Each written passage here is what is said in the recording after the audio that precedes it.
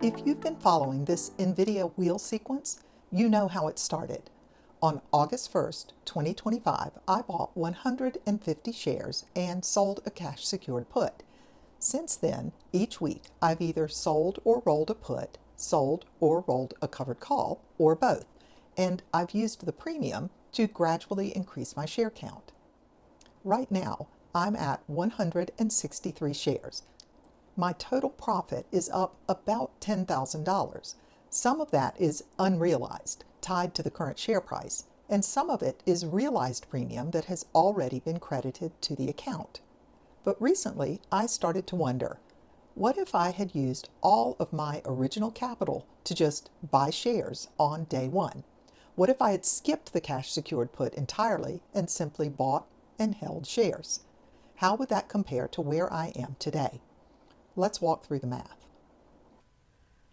When I set up this position on August 1st, I bought 150 shares and paid $173.54 a share.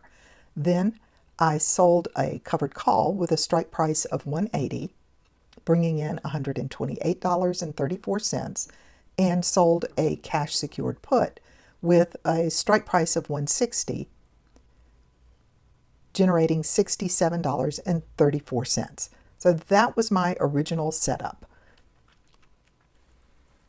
I used 100 of my 150 shares to generate some covered call premium, and I used $16,000 to generate $67.34.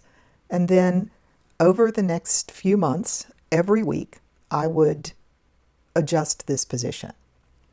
And when I added it all up, as of last Friday, I was out of pocket $20,541.91, and the net liquidating value of the position was $30,600, and I had 163 shares. Comparing the net liquidating value to my total expense showed that I have a $10,058.09 profit. So let's compare it to a hypothetical buy and hold. I originally spent $26,031 and reserved this $16,000 to secure the put. At the time I opened the position, my available capital was $26,031 plus $16,000. So $42,031 was dedicated to this position at the outset. The share price was $173.54. A little math shows me if I had used that $42,031 to buy shares at $173.54, I could have bought 242 shares. So here is that hypothetical first line. If I had gone all in with a buy and hold strategy, I would have bought 242 shares, spent $41,996.68, and then left it alone until February 20th. On February 20th, the current value of those 242 shares was the share price of $190.06 times 242. So a quick calculation shows me that $190.06 times 242 shares means my share value would have been $45,994.52. And if I compare the amount I spent at the outset to the current value of the shares, I would have an unrealized profit of $3,997.84. What I found was interesting.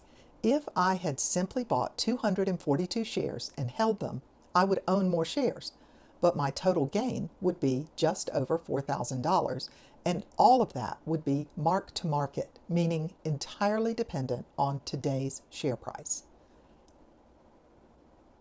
With my structured approach to the wheel strategy, the gain is significantly higher, about $10,000, and part of that comes from realized options premium that has already been credited to the account. When I say gains are locked in, I'm referring specifically to the options premium. That's cash that came into the account from selling options. It's not just tied to where NVIDIA happens to trade tomorrow. Those locked-in gains don't completely eliminate risk, though. If NVIDIA had skyrocketed, my covered calls would have capped gains on 100 of my shares. I would have participated in the upside, but not all of it. But that's part of the design of this strategy. I'm not trying to capture every spike. I prefer layered exposure. Some shares are open to unlimited appreciation, and some are generating income for me along the way. This approach lets me step back from the daily noise and stay comfortable with the outcomes that I've defined. I don't have to babysit every price move, and I can focus on other things in my life that matter. It's the same stock, the same time period, but very different exposure profiles. For me, converting volatility into premium and then converting premium into ownership has created a result that feels balanced and intentional and with a risk profile that is very tolerable to me.